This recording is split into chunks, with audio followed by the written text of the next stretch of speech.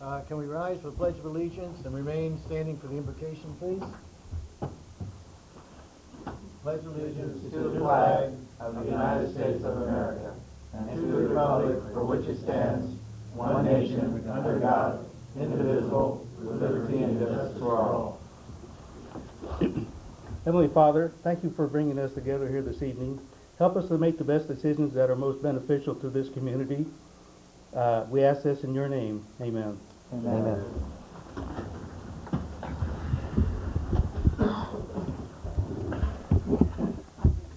Thank you, Tom.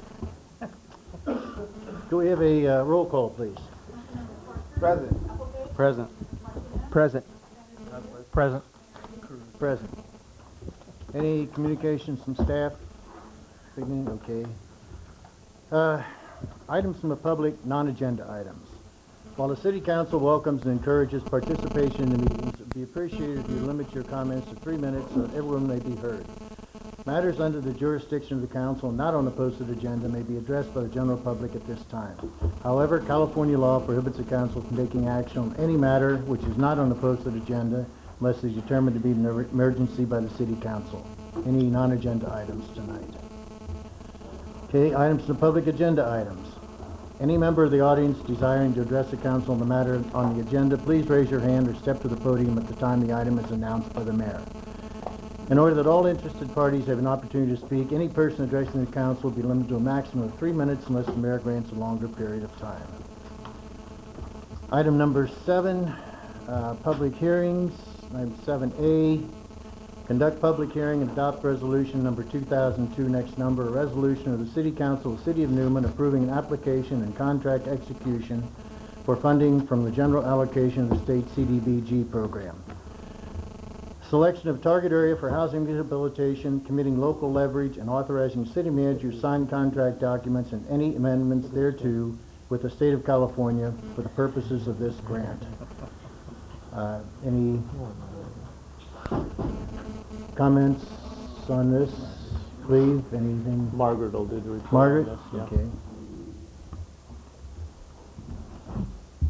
Good evening, Honorable Mayor, members of the Council. Good evening, Margaret. Good evening.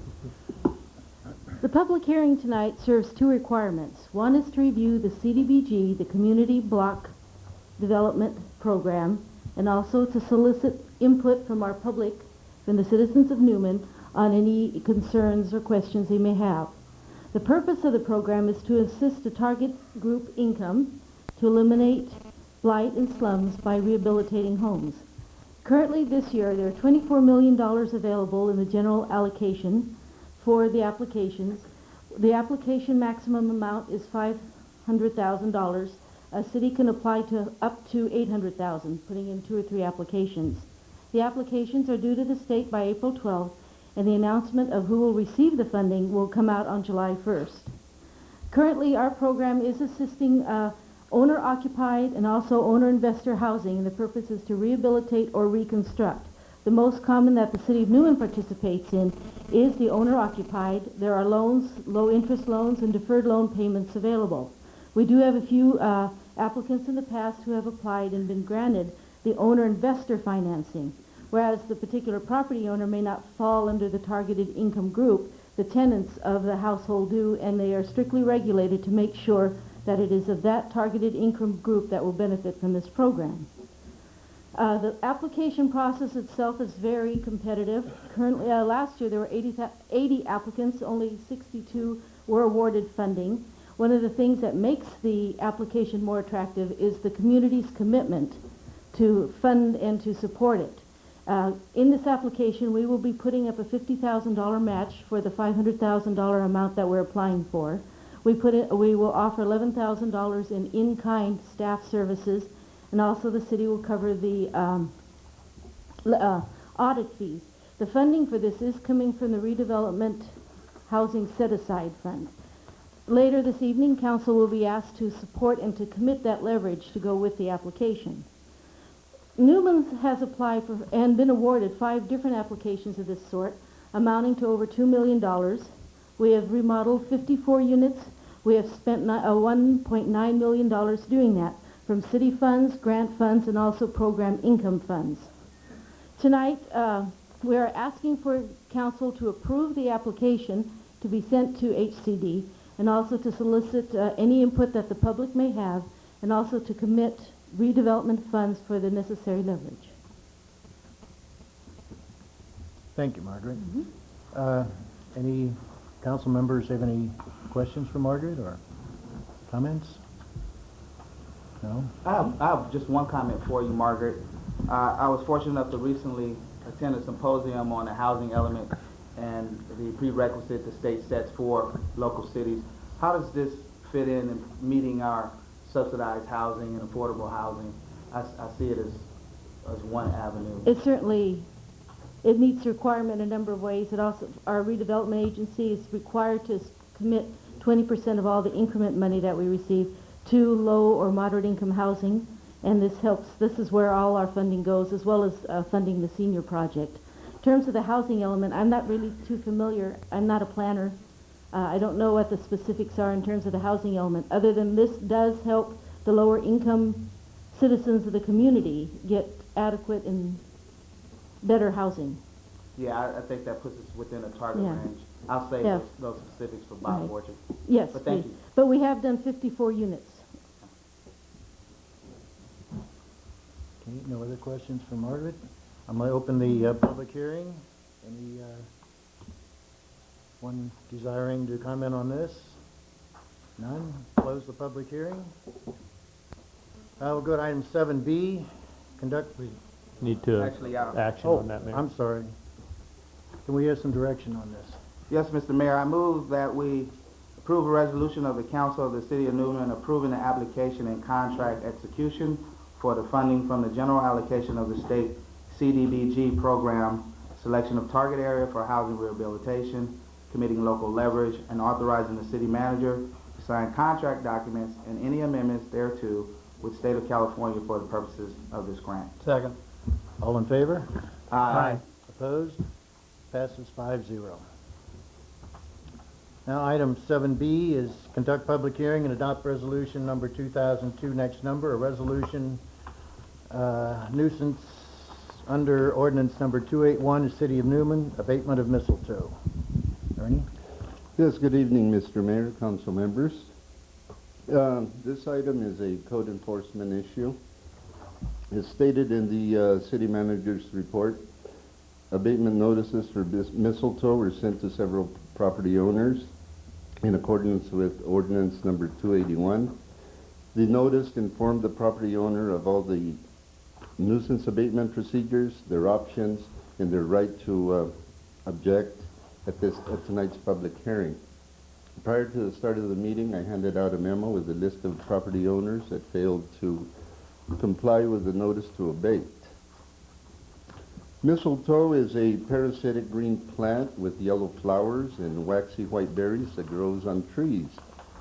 The birds tend to get the berry juice on their feet, and when they land on other trees, those trees become infected with the mistletoe. Mistletoe cannot be completely eradicated, but cutting and pruning the trees that are infested with the mistletoe can control it.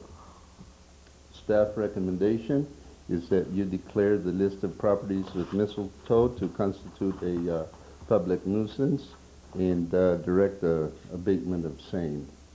I'd be happy to try and attempt to answer any questions you may have prior to, during, or after the public hearing. Property owners pay for it, Yes, they do. and that's, how's that billed?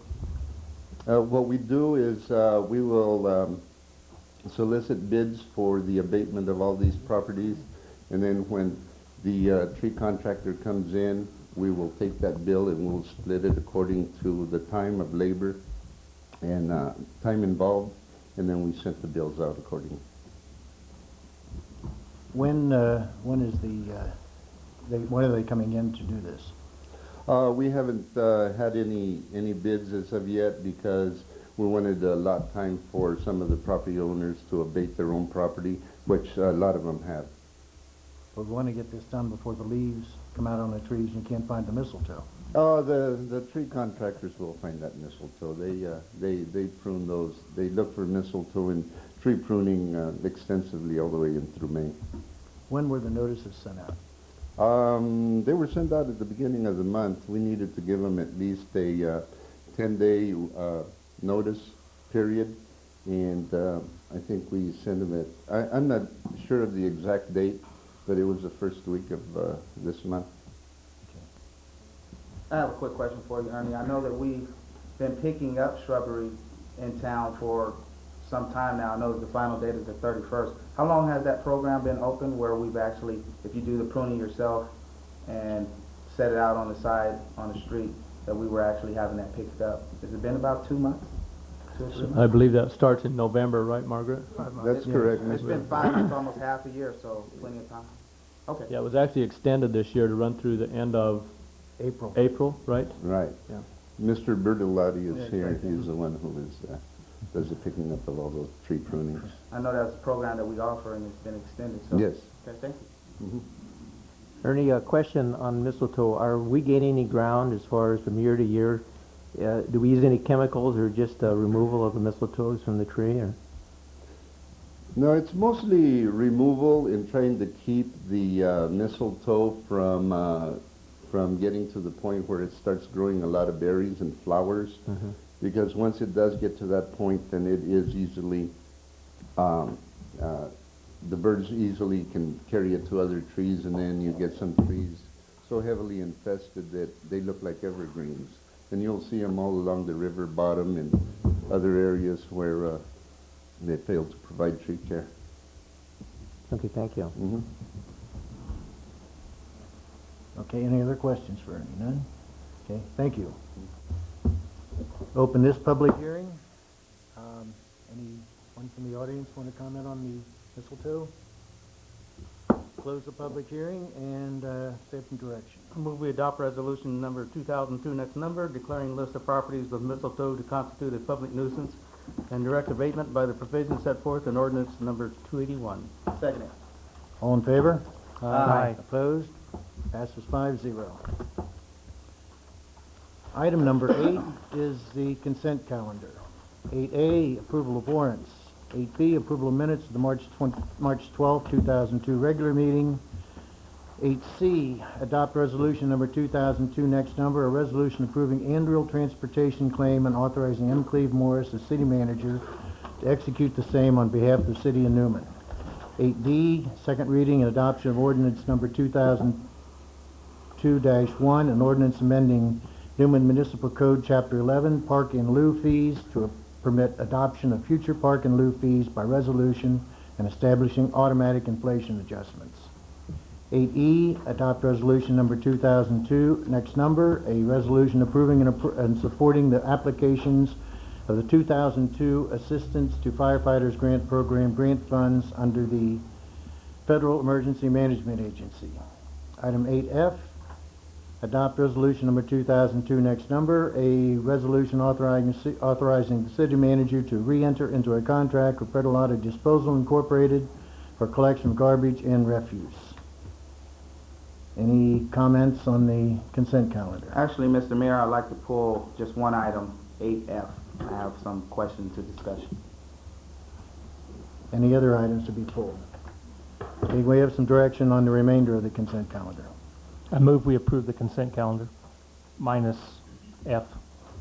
I'll second that motion. All in favor? Aye. Aye. Opposed?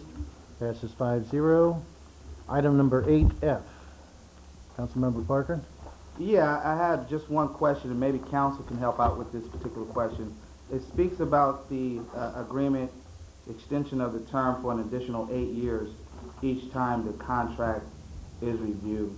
So does that mean that we're going to be bound by this contract for an 8-year period, and subsequently at that expiration time be bound again for an additional 8 years? I just wanted to know what does that actually suggest? What was the what was this last one? It was We were in an 8-year contract, I believe, at It the is- time. I weren't we? just But put it out 8 years. we're doing this early Okay. because we're adding the recycling. Okay. So, It's not- so we're starting over a new contract by redoing this right now, but it was an 8-year contract we were in at the time. But we hadn't finished. So it's running concurrently then? It's Well, no. replacing that, It's replacing so the we old have contract. 8 years from January 1st. yeah. This has But it actually doesn't only been about automatically 4 renew. years, hasn't it, on this one so far? We've had about 4 years, yeah. Yeah, 98. So we're just starting over with a fresh 8-year one. Okay, I just needed that clarification. Thank you. Okay. With nothing further, I move that we approve consent calendar 8F. Second. All in favor? Aye. Opposed? Passes 5-0.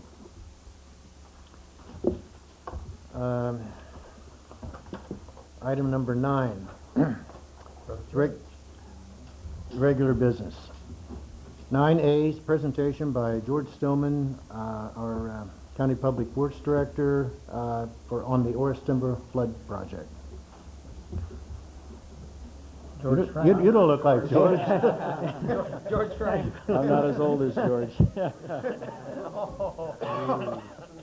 Actually, I'm older. Paul Caruso, County Supervisor of District 5. It's a pleasure to be here. George will come up in just a minute. I just wanted to say thank you for allowing us to be here and to talk about a kind of a long-term issue on flooding. And some of us have been here for years and years, know exactly what it is, and it's pretty bad. I just a kind of a comment that George, over the last, I don't know, it seems like eons, but 3-4 years, has worked very, very hard on this project. And also the one in Patterson, we put in those pipes and what have you. But I get the blow-by-blow just about every week, and it's not pretty. I mean, it just seems like every time he goes forward one step, there's a bureaucracy in Sacramento that goes back 2 steps. So please understand it has been very difficult. And we haven't gotten there yet, but I think George has some pretty good news. And finally, but I remember when he was making trips 2 times a week to Sacramento all day. And we have a lot of business going on, but the board and myself are very dedicated to resolving this flooding problem if you're ever going to grow and prosper. So with that, I'd like to introduce George Stillman, our Public Works Director. Well, thank you, Paula. George Stillman here, and I'll try to live up to that, but Mayor, members of the council, it's good to be back again, and it is hard to imagine, but it has been, I think, over 3 years. I think the main reason for the bureaucratic process is if a project can make it through, it's got to be a good project. What we'd like to do tonight, with the approval of the council, is to get direction, make certain that we're heading in the direction that Newman would like to see us go. We're making decisions. We're finally at the point where some progress is really being made, at least on paper. And where we're at right now with the Corps is actually choosing the project we would like to see to move forward. We're pretty much at the end of what's known as a feasibility study. The purpose of the feasibility study is to identify potential projects, investigate them, analyze them, and then choose one. For Newman, we have an extremely good cost-benefit ratio, which is what the Corps is looking at, and realistically, I think it's far beyond anything even the Corps was hoping they could get. Most benefit-cost ratios for these projects run about 1.2, 1.1 to 1. We're a real solid 3 to 1, and it's based on their criteria. We qualify for most everything. Again, we'd like to see receive direction. We need to make some recommendations to the Corps. We would also like to come back to the community in 2 to 3 weeks with another public meeting and have the community tell us where they would like to go. With the Corps processes, public input is extremely important. They like to have things that are popular, very realistically, and the more support we can generate, the better the chances for funding. After we finish this present feasibility study, the next step is to go back to design construction right away. We were hoping to get to that point this spring. Realistically, because of some environmental reasons, it's not going to happen for another year. We've got to do more wildlife surveys. We've got to do a whole raft of things to make certain that every T is crossed and every I is dotted, which is important. Most of these processes end up in litigation, and we want to be very solid when we finally take that route. With that, we've identified numerous potential projects. We've kind of winnowed them down to 6, which I'd like to discuss with the council tonight and get your feeling on them. As we go through them, I'll go through them very quickly, but please feel free to answer questions. Could go positive, negatives, but I should probably just stay right down the middle on them. And again, if you could let us know the path that you would like us to take. With that, thank you, Cleve. Alternative 1 is a bypass channel. Essentially what that is building another creek. It would start somewhere up by the gravel pits, probably fairly close to the aqueduct. Again, moving it towards the San Joaquin River. Fairly large structure, would affect a lot of properties. But this is one of the traditional options that are always looked at is if you have a problem with flooding, then why not build another creek to take the water? The cost for this one is an astounding $50 to $75 million. Most of that is in disruption to property, and personally all of the projects or alternatives that entail a lot of land are probably low. These are just based on $5,000 or $10,000 per acre in the way of land costs. When you're actually out working with farmers and disrupting the way their farming practices go and redoing irrigation, it's going to be a lot more than that. For this particular project, it would entail raising a lot of bridges, rebuilding a lot of roads, disrupting a lot of land, but it is one of the fairly standard alternatives that we go through.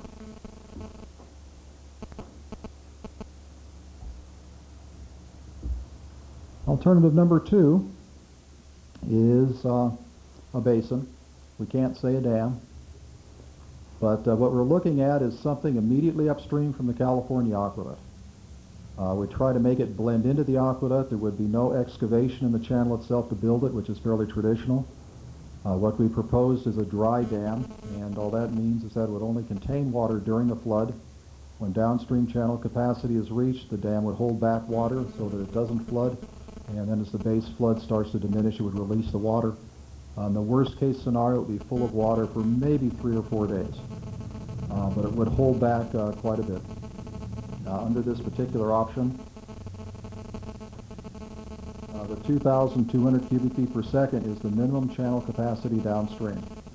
So if this is the option that would be taken, essentially it would be the construction of the dry dam and realistically no further downstream improvements.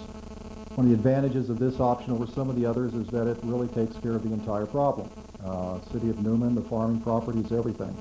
The water would be contained upstream until it was safe to release it downstream. There is concern on the West Hills by a number of agencies about the construction of a possible wet dam, which would be one that holds water year-round, and this one would be built and designed in such a way that it could not hold a permanent pool of water. If it did, it would have to be reconstructed. It just would not be built with the impervious features you would need for a wet dam. Cost on this one, and they're getting a little more affordable, is about $22 million.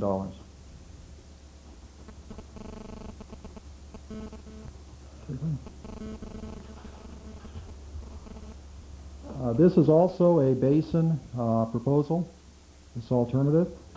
This time the releases would be 4,000 cubic feet per second. One of the reasons for increasing the releases is just due to environmental reasons. The more water we can put in the creek downstream, the better it is. It kind of mimics the natural condition a little more than blocking everything. Under this particular option, we'd have to do some work downstream in the area of the horseshoe curves around Highway 33. Through that section, capacity drops down to about 2,000 cubic feet per second. I should mention that the 100-year flood we're designing for is about 20,000. So there's just a lot of water that has to be taken care of. This option, relatively straightforward. Basin, the embankment to construct this thing that we can't call a dam, would be roughly a mile long. Wouldn't be significantly higher than the aqueduct, and again, we would try our best to blend it in so visually you wouldn't see really any difference. For most of these proposals with a basin, it would just be something like the aqueduct, except where they have an inverted siphon, we would have a very large concrete box, and low flows would just go right on through. The cost of this alternative is $20 million, roughly.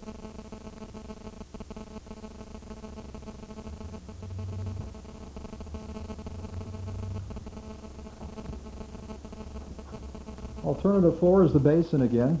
This was just an attempt to see what we could do to kind of shrink the size of the dam, the basin, and do more work downstream. It became very uneconomical very quickly. Under this particular option, we would size the basin such that it would have a 10,000 cubic feet per second release. That requires essentially the construction of some new channels downstream, which is what's shown in blue, since the existing channel couldn't hold anywhere near that amount of water. I might add, this is one of the first ones where we show a line on a map for an option like this one. That line is really just a placeholder. No matter what we come up with eventually, we can always guarantee that we're going to have to do some optimizing and actually put the line where it makes sense. And these are really just to show concepts, because I know a lot of folks will be concerned that, hey, I've got property there and the line's affecting my property. At this point in time, that really doesn't mean anything. This is just what looked best to a graphics person as they were preparing the slides. For this alternative, again, we would maximize the water in the creek, environmental reasons.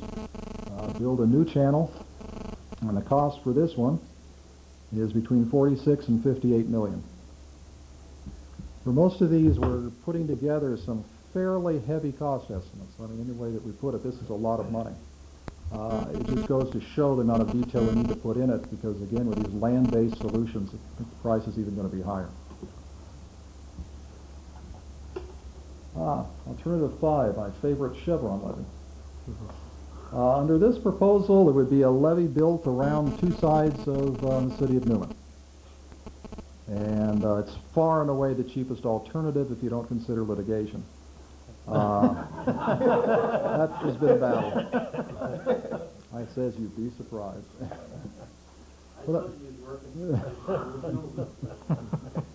Under this one, it would be a fairly hefty levy section. It would essentially take the water that would normally go into Newman and take it back to flooding the adjacent farms instead. I guess that makes sense, but I have to think about this one.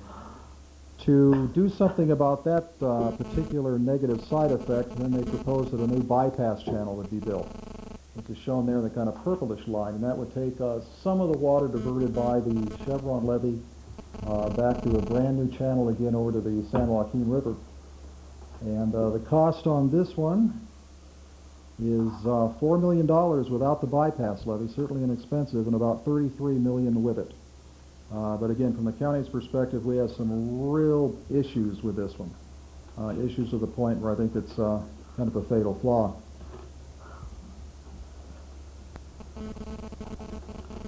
The last one is a series of setback levies, and this would be the standard kind of stuff that you see on the Mississippi River, the main rivers. You'll be building levees, levee on each side of the creek.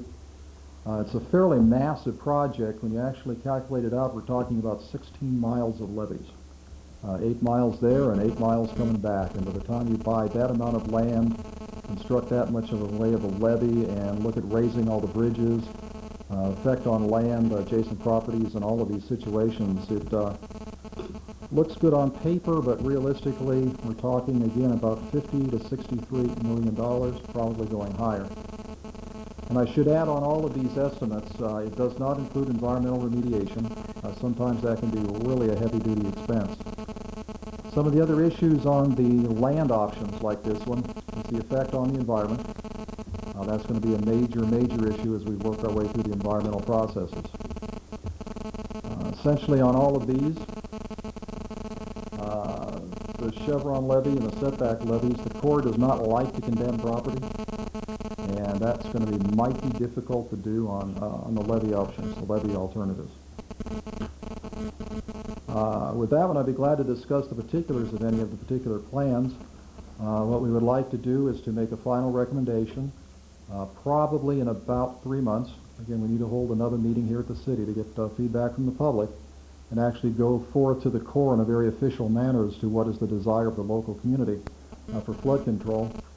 And I'd say that local community here is Newman. And we're here to help the city in expediting and working through the process, but this has to work for the city. Schedule-wise, we're going to go after funding. It's going to be about a year. We've got to do some more environmental surveys, environmental work along the alignment. We have an issue with kit fox. We have an issue with red-legged frogs. Those are the two big ones, but they're all very doable. The red-legged frog issue is that the area's already been contaminated. If you already have bullfrogs in the red-legged frog population, something we don't have to mitigate. There's going to be some work required to get a basin concept approved. And that's going to entail a whole lot of work. What we have going for us on this one, I hope there's one more there, please.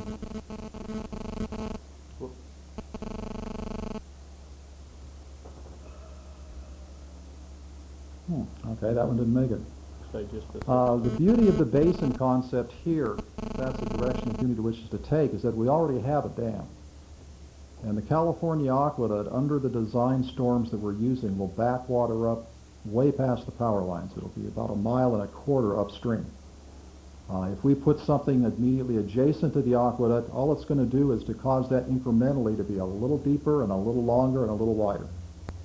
So the effect is already there. And if there are adverse impacts on the environment, which we feel that there isn't under this alternative, the impacts are there. They're going to be there whether or not we do anything as far as the basin goes. And that's been kind of our overriding principle on the basin construction. It'll be work. We've got to hire still a lot of experts. We have dueling experts on the effect of water on sycamore trees, but that's just part of the process that you go through. So far, to get us to this point, amazingly enough, we spent about $2 million.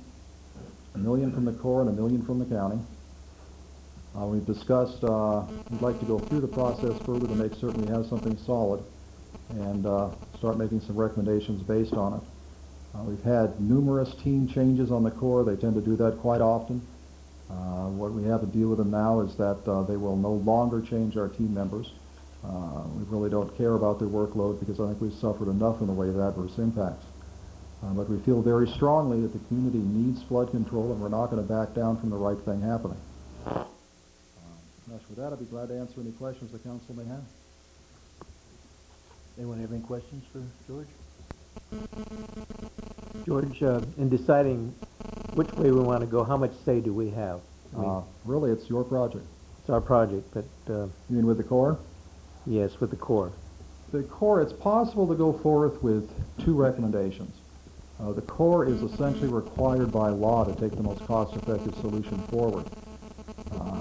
The local sponsor, which is all of us, then has the option of picking another alternative as long as they make up the difference in cost.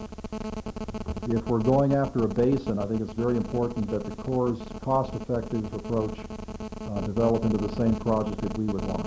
That just makes our arguments for it a whole lot better. We have some ways to cut the cost of an embankment if we go that way. We've used some of the fill material out at the landfill. It's not that far of a haul, but anything we can do to lower the cost is going to make it that much more attractive. The way it stands right now, the Corps' recommendation is headed towards the basin.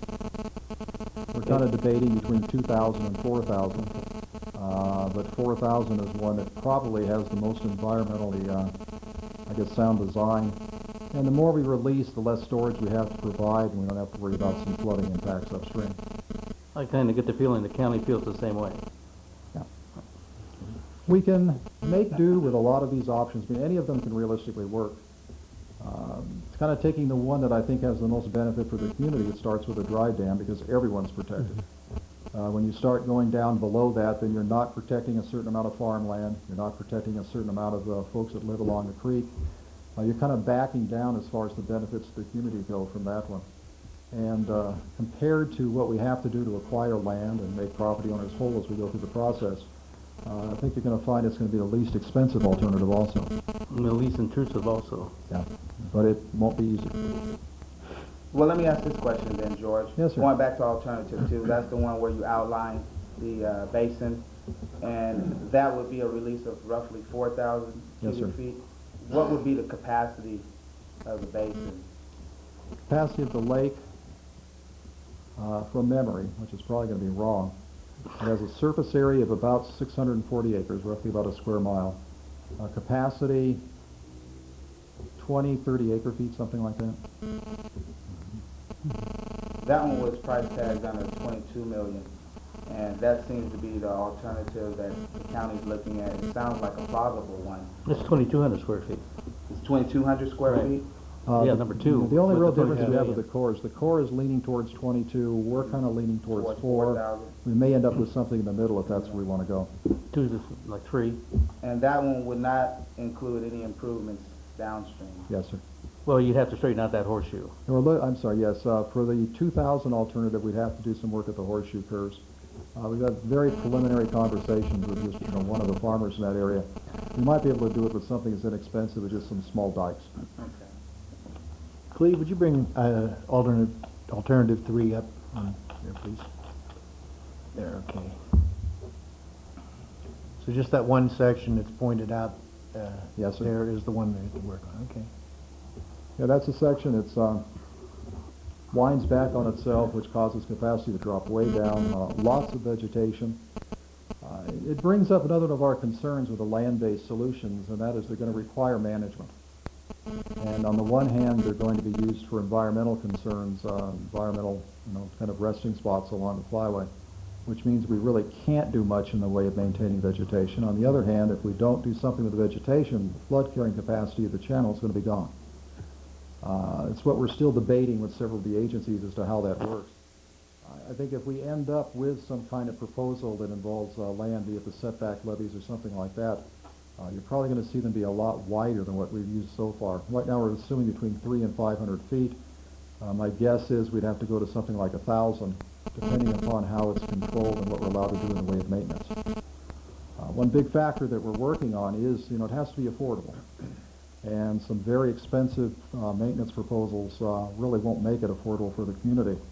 We have the issue of during major floods of the creek kind of losing its location and moving, which these alluvial creeks tend to do, so a levee system would have to be armored. The armoring would have to be somehow covered, and we'd have to do something to change the gradient of the creek as it goes towards the river, or it would start to erode out the channel bottom. So we're looking at drop structures, we're looking at cobbles, we're looking at things that are going to really add up on the price. I might mention on the price, these are a lot of money, but the mechanism is there to pay for it. We would, of course, go after federal and state money. The way the system works is that the feds for construction will pay for 65% of the cost. That leaves us with 35. Out of the 35, the state will pay 75% of that. It's not automatic, but it's what the law allows, and then it just becomes our lobbying effort to get the money. There are lots of matrix approaches to funding. The Corps won't pay for land acquisition, the state will. If you have to acquire too much land, then the Corps will pay for some land acquisition.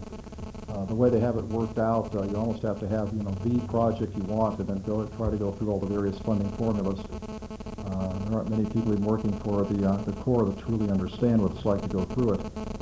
But it's all, I think, very doable, and by the time we finish, it's just kind of an overall guess. We'd end up paying about 17 or so cents on the dollar. George, the management of these basins, would that be the Corps' responsibility? In general, the Corps would want the masonry, so the basin, they would want it to dry down. Other things like channels and whatnot, they would make us maintain. Okay, and as far as the actual release of any waters, who would be controlling that? It would be uncontrolled. It would be uncontrolled. It would be the size of the hole in the dam. Right, there would be a That hole would- in the dam, and and so- that would be the only control measure on it. Thank you. George, where are the endangered species? Are they above the aqueduct or in the horseshoe curves down below? Both, probably. Well, red-legged frog is everywhere. They're not thriving because they've had the introduction of bullfrogs. One of the criteria that they go through is that we cannot have standing water, or year-round water, or even semi-year-round water, because that's what bullfrogs need to breed. As long as it dries up most of the year, then bullfrogs can't make the crossing, and then you've got good red-legged frog populations. Through the surveys we've done so far in Orostimba, we found both red-legged and bullfrogs. The kit fox is controversial. Whether or not there have been any real sightings in western Stanislaus, it's hard to say. We've got a little map that shows maybe 7 or 8 of them. And the 7 or 8 were one of these kind of, well, it could have been and maybe it wasn't, so we'll say it was. We may have to do some kit fox work on the project in conjunction with some other work we have going on and try to develop a corridor, if that's what they're going to want for a project approval. But we haven't really gone that far yet in the environmental work until we actually pick an option. The way that they have the criteria set up is that if there's been a kit fox sighting within 10 miles of your location, you have to do the investigations. And even if there aren't any in Stanislaus, there's a thriving population south of us and a thriving population north of us. And where the regulatory agencies are coming from is if they want to have a pathway, a corridor, so these two populations can intermingle. The feds have approved a remediation plan, and the remediation plan is one sentence in the book that just establishes a corridor. But, Can we make that corridor real thin? I'm sorry? I was asking, should we make that corridor real thin? Well, it's a good point that you raise, because down in the Los Baños area, the kit foxes will take canal roads.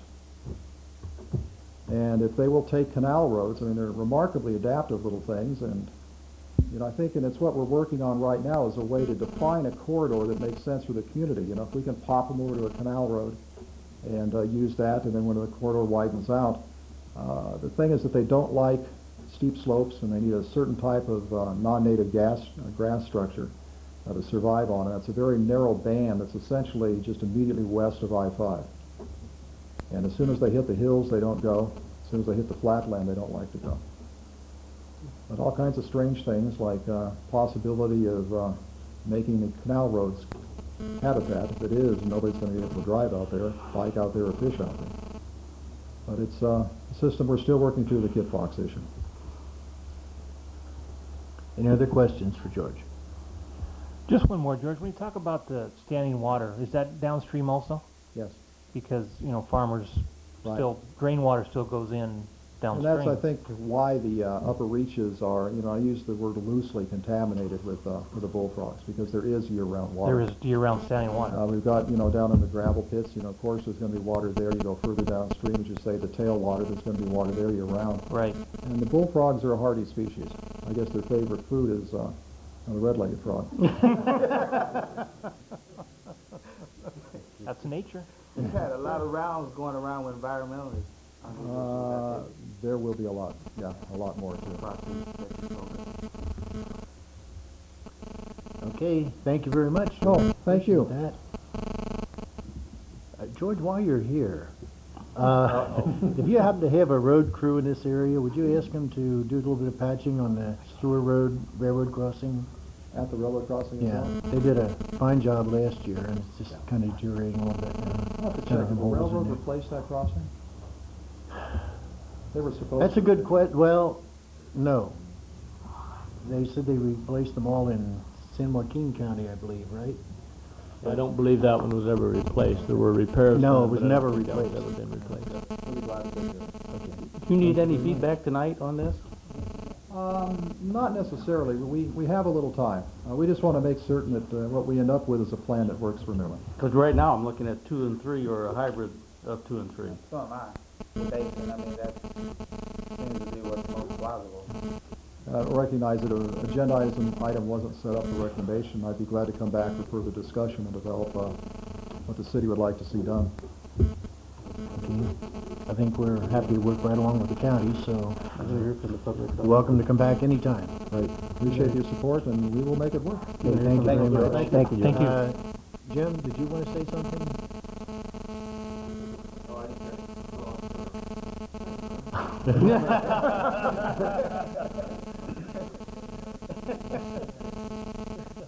Thought that was part of your You have to go up. You have to go up to the podium, Paul.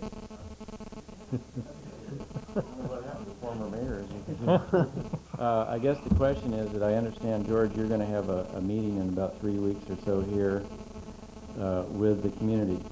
I just wondering if it would be prudent to see what happens there first, and then it gives you maybe a little better, broader consensus of what the community's thinking of. I don't think they would want to they would like levy. Oh, no. Oh, when I heard that, I just threw up, to be truthful. And if you look at the future growth someday, 50 years, 100 years from now, they're going to look back and say, those guys really left a legacy, all right? Perimeter. Now, Jim. Thank you. Jim Silvera, 1419 T Street. Mr. Mayor, council members, I'm glad you allowed me just to say a couple things for the record. I would just hope that in the cost-benefit analysis that enough thought was given to what's happening underneath our city in our storm drains. As we know in the farming community, and Councilmember Fantasia knows well, with his agricultural background, anybody here knows, this silt-laden water that sits in our town for 24 hours and on settles into our storm system. And not only does it settle in the areas that it floods, it purges the whole system throughout the city. And if you've been around long enough, you know how much silt can start building up under there. And once it settles, it becomes like cement. Our second flood was even more so silt-laden, as the water came from behind Newman, right down those muddy furrows. So in the long analysis of the damage and the cost, our storm system is losing capacity. And every future flood that we have, we're getting closer and closer to one big price tag to someday go in and get our storm system up to the capacity we're going to need. And like I say, it does affect the whole city. It purges the whole system. I would just hope that the city could draft a letter to the Corps and really emphasize, if this was not in the cost benefit, the real importance. And if we're at 3-to-1 right now without it in there, we could possibly be at 4-to-1. And I think it's really, really important when you're talking the dollar shoot folks are looking at making decisions on. And I will defer any comments about the plans up here until the public meeting. I think that's the proper place for it. But I would like to publicly thank George Stillman, Paul Caruso for their efforts. I know George, his creativity, financial creativity to put something like this together is very admirable. He stayed with it, and if we ever get one, I'll be the first one in line to call it the Stillman Dry Basin or whatever it is. But I want to thank you publicly for all the work you've done. And if it doesn't go through, still thank you. And thank you, council. Good luck. Thank you, Jim. I echo what Jim says about George. He's put in a lot of effort in this thing, I think far and above the call of duty. Yeah. And I might just say again, for the record, George did say that it was not factored into the cost benefit ratio. So I think a letter is very important, especially with a new core group coming in that George is speaking about. It's a lot of money. Cleve, you want to look into something like that? Okay, discuss with George. Thank you. Item number 9B, adopt resolution number 2002, next number, a resolution of authorizing execution of agreement for execution of improvements as condition to approval of final subdivision map of Lucas Ranch 2 subdivision. Cleve, you, Yeah, just 1 second. okay. Okay.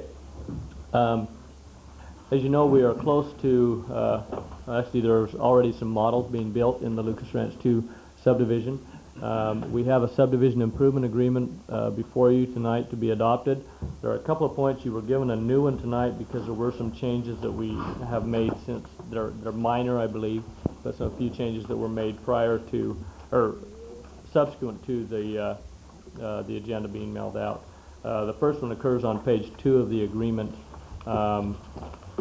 and it's just a number change. Instead of, well, I don't have my old one here, but under C, permanent infrastructure, I believe, Margaret, that said, get the page. Should be Exhibit B. I've got it. Okay. So we'll clarify Okay. that for me. That what it is the phasing map is not attached to this yet, but we will have that attached. Okay. And it simply shows how they're going to phase the project in the 2 phases. Okay. Basically 2 phases, right, John? Yeah. Okay. The next thing, on page 3, under reimbursement, item Roman numeral 1A, we changed that language in there. You can compare that to the other. This was just to make some changes, basically to reflect that the reimbursement cost will be based on the final cost of the project that they are doing relating to the storm drain improvements out there. Initially, we had put in some language that said that we had a contract and it was the final cost. That is not true because, as you know, far too well, this council knows, in going through a project, there are change orders and additional costs that sometimes come in. Could go either way, but because of that reason, it was stated that it will be, the final cost will be determined, and once that is determined, then the actual reimbursement and the spread of costs will be split between the city and the developer. Are there any questions on that particular item? See the changes there. The last item that really is a change is on page 4, and we added a Roman numeral 4 towards the bottom of that. You can see a small paragraph. As you know, we've just been going through and changing some things and reviewing our capital facility fees. This paragraph 4 was added, which states fees including total amounts referred to above are based on the current schedule. Any adjustment made to the fees as required by city ordinance will be applied accordingly to these reimbursements. As you know, our fee schedule has an automatic inflation adjustment. So what this is referring to is, say, 1 year from now on March 1st, these will be adjusted for inflation, these fees. So it will change somewhat the reimbursement, or could change the reimbursements. Possibly they will get more reimbursement and less of amount that might go into the actual reimbursement agreement, depending on how that works out, or they will get some money back because of the change in those fees. So this was stated just to recognize that we have that automatic inflation adjustment in our fee So in other schedule. words, under 4, the implementation of our subsequent new fees that'll take place once this ordinance is viable will affect them by March 1st of next year. Well, yeah, it could. See, the ordinance is in place now. Yes. The ordinance has been adopted. It was adopted last August, which allows for the inflation adjustments, okay? Those occur each year on March 1st. So what we're saying is, where we've recognized the storm drain fees that we will credit to them from phase 2, by the time they get to phase 2, those storm drain fees will probably not be what they are that we're looking at the current fees. So in actuality, they may receive more in terms of credits for the phase 2 storm drain fees, because we have more that we can credit back to them because the fee will be higher at that point.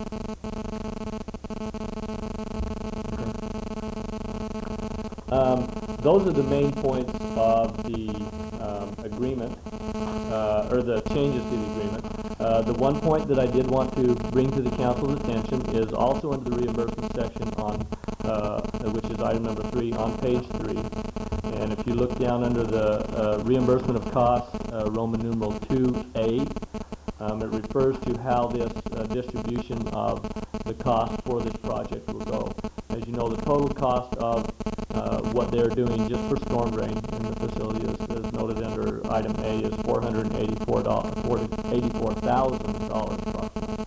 Of that amount, don't have the exact number, but there's a small amount that is associated just with their subdivision. The remaining amount is, much of it is related to the general city, okay? So that amount that is related just to their subdivision is pulled out of that $484,000 amount. The remaining amount is the amount that will be, they will be putting in and financing, and then we will be required by our ordinance to reimburse the remaining amounts to them.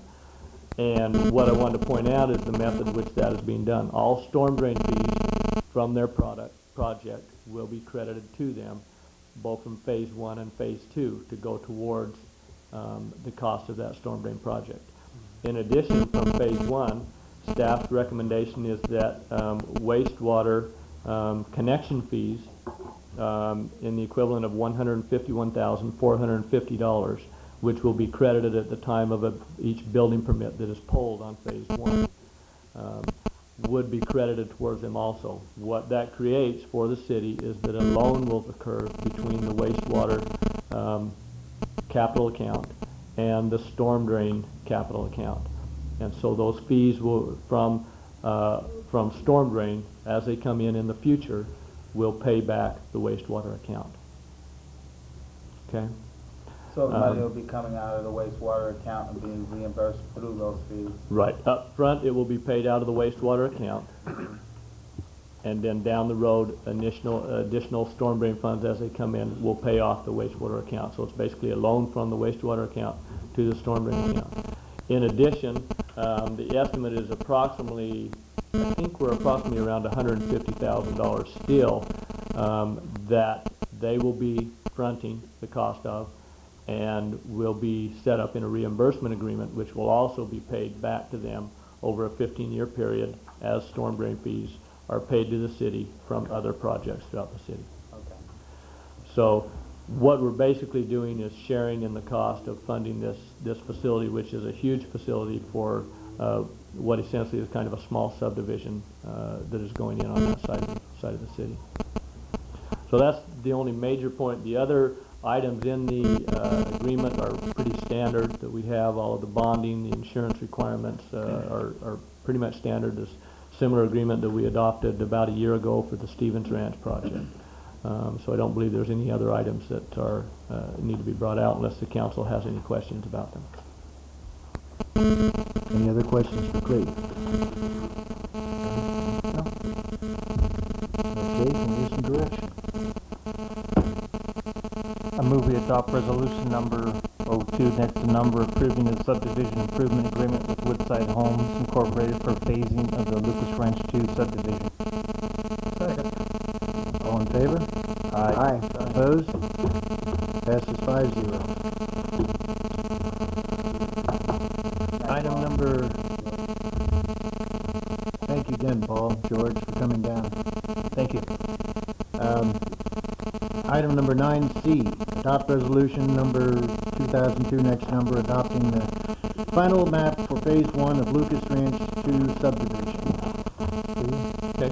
This is a companion item, and many times this final map item will be on the consent calendar because there's not a lot of discretion that the council has. It's just an action that they have. This has already been approved and gone through the process. The city engineer has found that this map is in substantial compliance with the tentative map which was filed, and therefore this is action that the council will take to adopt the final map for Phase 1 of Lucas 2. The only addition to that I've added in my staff report is that we have not received the bonding, the fees been paid, and the insurance for this project, and therefore staff will hold the signing of the map. It does require my signature as city clerk, and I will hold that for signature until we have received those, and then it will be filed. Is there any reason why we should approve it prior to having that? It's just a timing issue. We did the same thing on the Stevens Ranch map, and it's not a big issue. Right, right. And it's not a problem. They've ordered the bonds, the fees, they've told us will be paid this week. It's just they're waiting for this to be done, so it's not a big issue. Well, I move that we adopt resolution number 2000, next to number, adopting the final map for Phase 1 of Lucas Ranch 2 subdivision. Second. All in favor? Aye. Opposed? Passes 5-0.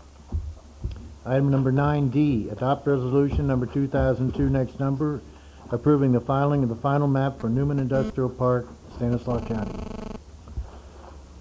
This is one we've been working on for some time. The action that's before you tonight is similar to what we just did for the Lucas Ranch 2 subdivision, a little bit different because this one is our own. This is a parcel map we're filing ourselves. Because this falls in two counties, it requires the adoption or the recording of the final map in Stanislaus County and also in Merced County. What you have tonight is the approval of the map for which we have jurisdiction, which is in our city limits, which is in Stanislaus County. And then we will work towards getting the Merced County side adopted, the map for Merced County. To answer any questions, you have here my staff report. I don't have anything really else to add to that. You have a copy of the map also in your agenda to show how we're doing it. As you know, we do have one agreement signed, and we're working on 2 other agreements for sale of property down in the industrial park. Does Merced County have this on their agenda for their... They do not yet, because there's a couple of issues that we're trying to deal with them on the improvement plans, but we are working to get it scheduled right now. Any questions? Just the fact that I'd like to commend staff for finally getting this before us. I know it's been some time where we negotiated those properties, and I know that some of the business owners there in the industrial park are anxious to get started and get going. I'd like to see this in front of us. I will ask, however, is there any kind of tentative time where the mayor referred to the county that we can look forward to having this come to complete? We are finalizing the final map. In fact, it's probably completed this week with the changes that Merced County asked for. And we're going to present that to them for adoption probably this week or next week. They have a 30-day waiting period once we present it to them to schedule it for their agenda. That's a review process they have. So we're still about 30 days away on that. But we are moving forward with that. There's a couple of issues relating to our improvement plans that we're trying to get resolved with Merced County. And then the final item is we are looking to set up a meeting with the Merced County representatives. I don't know if many of you know, there is a new member of the Board of Supervisors who represents this area now. And so we're trying to set up a meeting to meet with that supervisor, with probably the mayor and myself, to make sure that they're on board on the project. Okay, would you make us all aware of that? Sure. Of that particular meeting? Okay, very good. Any other questions? Can we get some direction? I move that we adopt resolution number 2002, next number, approving the filing of the final map for Newman Industrial Park, Stanislaus County. Second. All in favor? Aye. Opposed? Passes 5-0. Item number 9E. Authorize staff to accept bid proposal for new aeration system from Aeration Solutions Incorporated for $85,000. Ernie? Yes, Mr. Mayor, council members. This new diffused air system would replace the existing aeration system that is in primary treatment, our primary treatment lagoon. The lagoon is approximately 4 acres in size and has a holding capacity of about 8 million gallons. Aeration for the lagoon is presently provided by 6 floating aerators that are rated at 50 horsepower each. Cost to operate these aerators is about $7,000 per month, which includes a surcharge of $2,600 to $3,000. The monthly power charges would be much higher if our plant operators would make exercise of time of use rates. Aeration Solutions Incorporated would install 3 10-horsepower electric-powered blowers with aeration grid systems. City of Newman would provide the electrical drops and cabling for the suspending aeration grids. The grids would be mounted on the existing aerator mooring lines, and the existing aeration system would remain in place. In an attempt to clarify this esoteric jargon, we have some pictures for you so that you can at least get an idea as to what the pond looks like and the equipment that we're trying to We like replace. the layman time. Could you give me the first photo? These are the existing 50 horsepower aerators. As you can see, they throw the water up so that we can get an oxygen transfer for in an attempt to achieve at least 1 part per million that's required by the state. Next picture. This just shows the north side of the aeration basin. There's a couple of aerators there. Next picture. And then you can see 2 aerators over on the west side of the pond. And this is just a close-up of an aerator in operation. This is one of the grid systems that they are proposing, and those are flotating units with porous pipe that provide the diffused air. And this is the suspension for the cables and for the pipeline and for the grid systems. I believe that's the end of the pictures. No, there's I'm not sure here what. Oh, this isn't going to be in effect, right, Mark? This is a submerged grid system, but we're not proposing to install that. Tonight I have Mark Fellows and Robert Muldoon. They're sales managers for Aeration Solution Incorporated. They're going to be giving us a presentation.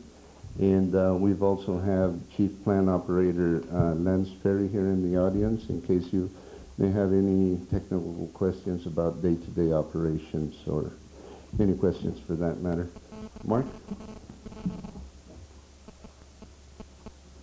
Thank you, good evening, Mr. Mayor and members of the council. Thank you, first of all, thank you for inviting us here to speak tonight. My partner Robert will be basically backing me up for moral support here tonight, but he'll help out if need be. First slide. Basically, what I'm going to be talking about this evening is introducing ASI as a company, ASI is Aeration Solutions Incorporated. Then a brief description of the our aeration system in a little bit more detail than Ernie just gave you. Why choose ASI? What are the benefits of our system over what you're currently running? And finally, show you exactly a little bit more detail on what we've designed for Newman, what we're replacing your system with in detail, and what the cost would be and what to expect from that system. Okay, briefly, ASI, we're a fairly new company in the aeration industry. We're just starting in California this year. Robert and I are the first sales representatives on the West Coast. We're incorporated in February 2001 last year in Lexington, Tennessee. That's where the headquarters is located. Our focus right now is strictly on wastewater treatment, not only municipal but industrial wastewater plants as well. The origin of the actual primary product that we offer started in aquaculture. The porous piping that Ernie mentioned was developed by a well-known national hose company, and it was developed initially for irrigation. For various reasons it didn't adopt well for irrigation, but they tried it in other applications, and the first thing they tried it on after irrigation was aquaculture and fish farming. And it actually was quite a successful product in that environment. That was over 3 years ago, and we still have the product running in aquaculture fish farms today. The benefit in the fish farms was that it allowed fish farmers to reduce their electrical costs from their existing aeration systems and also increase the dissolved oxygen in the water to increase the yields of fish in the same amount of water than they previously had. So it made a lot of financial sense to them. After that, other applications were explored, especially wastewater treatment, and there's other applications as well, lesser you might not think about, but there may be farmers that need ponds to stay de-iced in some parts of the country all winter for their cattle to be able to access the water from. Things like that, various other applications for this product.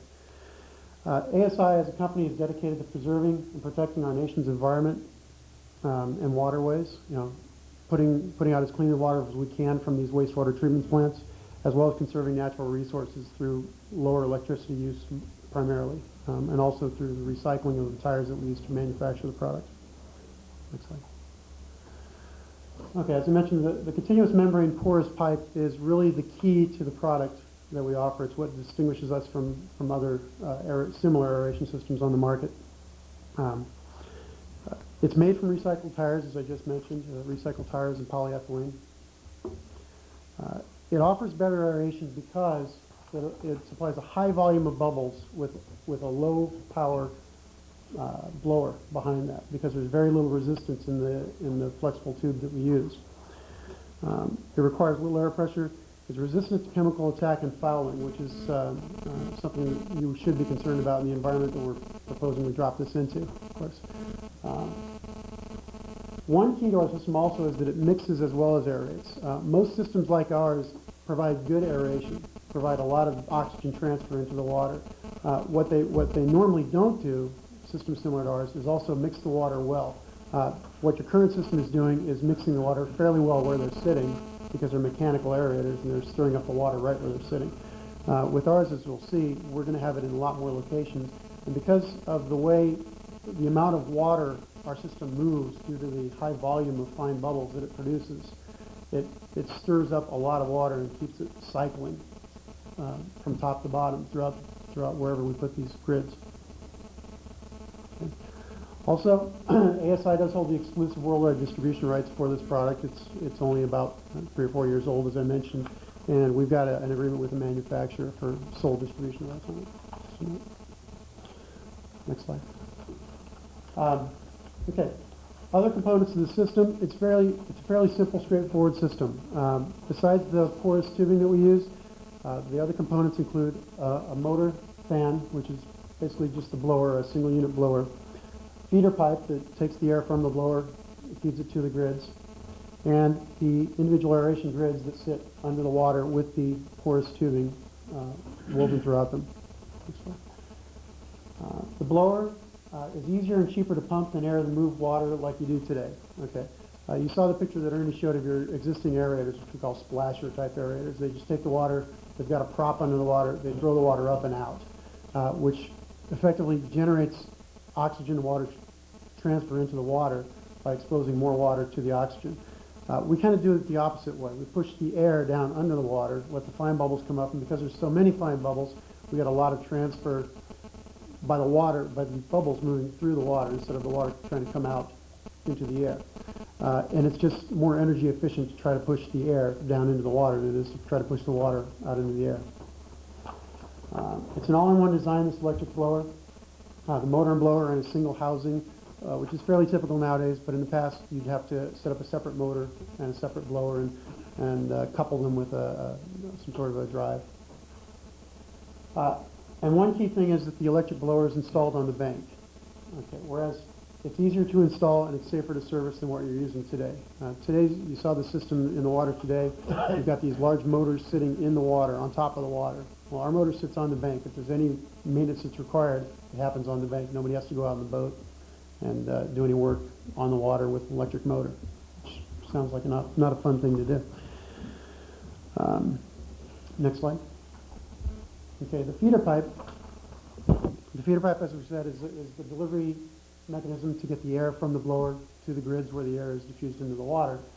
It's constructed of ultraviolet resistant PVC suspended above the water, so it has easy access in case you do need to go out there and look at it or turn up or down the water or the air pressure at various locations. And it will be suspended from the existing mooring line cables that are currently holding your current floating aerators in place today. There's these basically cables that go to the bank, stretch out to the mooring, to the aerators in place today. We'll just use that, we'll tighten them up a bit, suspend our pipe from underneath, so there's no additional installation required there.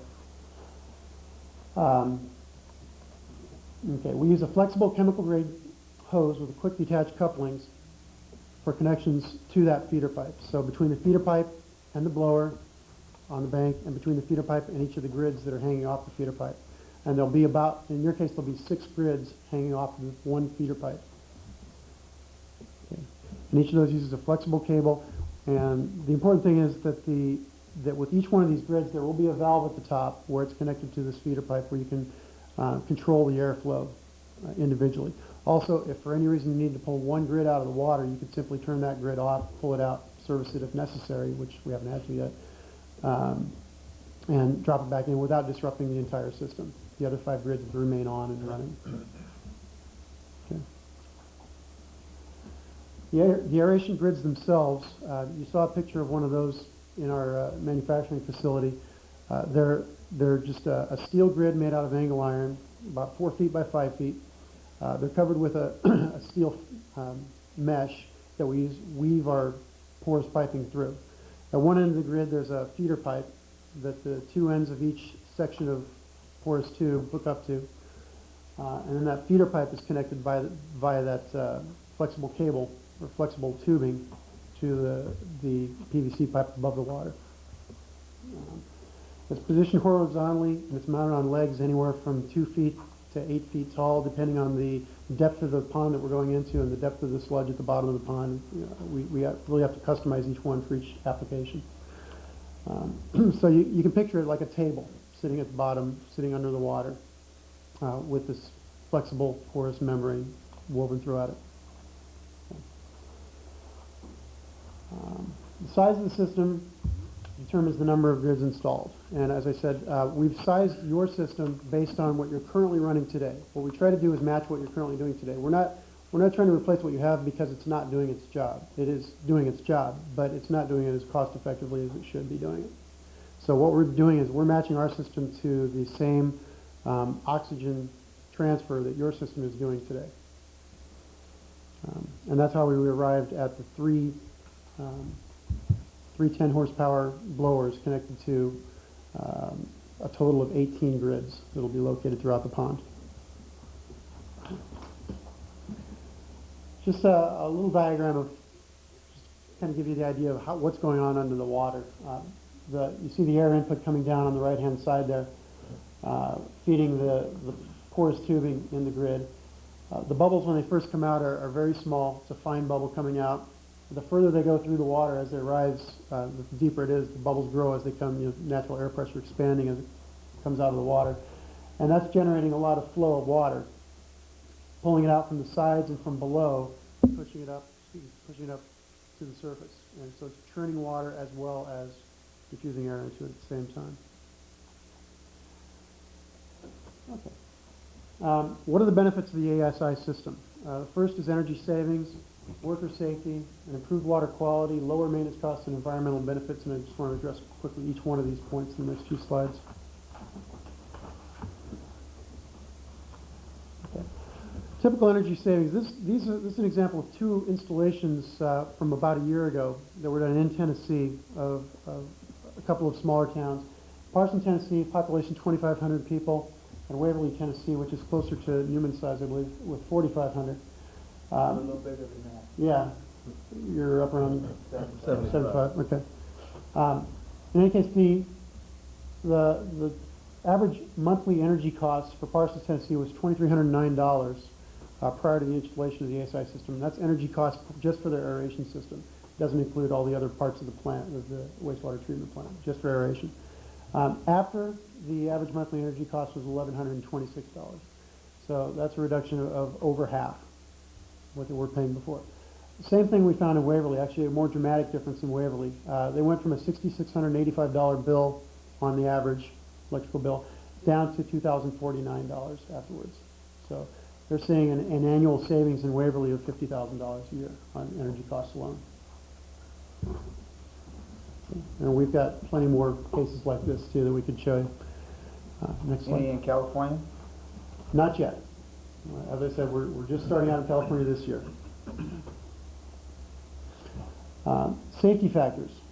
First thing you can do is pretty much put away the boat you're using today to go out and maintain your existing aerators. All the maintenance that's required on these aerators happens at the bank. There's no heavy equipment located in the pond. The equipment that is in the pond is light enough that a single person, if they were brave enough, you probably want to help her, would go out in a boat and could lift one of our grids out. They weigh about 50 pounds each, 40 to 50 pounds. So each grid is actually fairly light. All required maintenance occurs on land, and that's very important. Like I said, if you need to do any wiring or change the filters on the blowers, that all happens on the bank. Nobody has to put their lives at risk by going out in the pond. There's no 440-volt power lines lying in the water like you would have today with your current blowers or your current aerators. And there's no cranes required to move the equipment, which means moving the equipment when necessary is cheaper too. Okay. Okay, kind of hard to see those lines in here. This is just an example of the improved water quality we've seen in one installation in Louisiana that we have right now in Albany, Louisiana. Without getting into too much detail, this is a measurement of two... Trying to get back to it, sorry. Oh, okay. It's a measurement of two water quality factors. BOD is biological oxygen demand, and that's basically how much oxygen is the water needing. The higher that is, the worse off you are. You want that to be low. The same thing with TSS, that's total suspended solids. That's stuff in the water. Typically biological material in the water. By improving your aeration in the water, you can reduce these values because you're promoting bacterial growth that's going to consume that suspended solids that are in the water. You can't consume it all, but you can consume a lot of it. So you can see basically the trend here. The ASI system was installed on September 15th, 2001, toward the end of the graph there, where the graph goes down to about the 5 level, and it levels off at that point. And we can certainly provide you the actual numbers from this plant to look at. Now, what we can't do is we can't guarantee a certain level of these particular water measurements because every plant is different. What we can guarantee, though, is that our system will at least meet what you're doing today, but it'll probably improve upon what you're doing today with these measurements. Okay. Okay. Next slide. On the maintenance side, the maintenance on our blowers is to replace air filters 4 times a year. Now, these are air filters you can go buy at an auto parts store, and it takes no tools. You just, it's like replacing an air filter on a car. Take off the wing nut, pop off the air filter, pop a new one on. That's critical that you do that because, especially if you get dust storms and things, those things will clog up. And that's really one of the key components is to make sure that the airflow is not cut off going through this blower. We'll do it for the first 2 years. That's part of our 2-year warranty on the system. We'll even do the maintenance for you. Since you'll be using 10 horsepower blowers, there's one thing I didn't mention there. You also have to give them a squirt of grease about twice a year. That's about it. Typically, it's cheaper to replace an ASI blower with a brand new one if something goes wrong with it than it is to take your existing aerator motors out of the pond, send them to a machine shop and get them rewound and refurbished. With that in mind, I just want to interject. They've been around 3 to 4 years. Mhm. So what's their longevity? How long would you expect them to last? We haven't had to replace the system yet, so we're still waiting to find out in real life what the longevity is. Okay. All right, next slide. Environmental benefits, pretty straightforward. Because we'll be using lower energy, lower amounts of energy, we're going to be conserving fossil fuels, and PG&E won't get their money back as fast as they were hoping. Better water quality, it will help reduce odor and basically increase the quality of the water that's being, in case of Newman, irrigated in the fields nearby. The discharge from the pond. And also the porous pipe is, as I mentioned, made from recycled tires, so that's just one other impact on the environment. It's taking something that's some discarded trash that's hard to find an application for and finding a good application for it. You'd have to ship them back east. Newman savings. Wait a second. Did I skip? No, I didn't. All right. This is projected savings that we calculated based on information supplied to us by Lance from existing information at the wastewater treatment plant. Today, your annual kilowatt usage is approximately 504,707 kilowatts a year. With our system, we're replacing your 50 horsepowers with our 10 horsepowers. We expect that to go down to 121,503 kilowatts a year. So that takes your power costs annually down from $73,000 to $17,000 a year, roughly. Okay. So you'd expect about, in this case, about a $55,000 a year savings on power by replacing our system, your system with our system. Excellent. Okay, the system for Newman specifically, again, as we mentioned, there's 3 10-horsepower blowers with 6 grids each hanging off that feeder pipe that stretches out over the pond. Okay. The system will be constructed and installed on-site by ASI engineers. The existing equipment, as Ernie mentioned, does not even have to be removed. We just need to make sure that it's unplugged so there's no chance that it's zapping any power from the grid. We offer a complete 2-year warranty, which includes maintenance. So that's the warranty over the entire system. If a motor somehow fries, we'll replace it with a brand new motor at no cost. If one of the hoses ruptures for some reason, which we've seen, but once we caught that, we were able to catch it before we installed systems. We no longer install bad hose like we had the one time. But if a hose ruptures for some reason, we'll replace that. We'll come on site and do it free of charge during that 2-year period.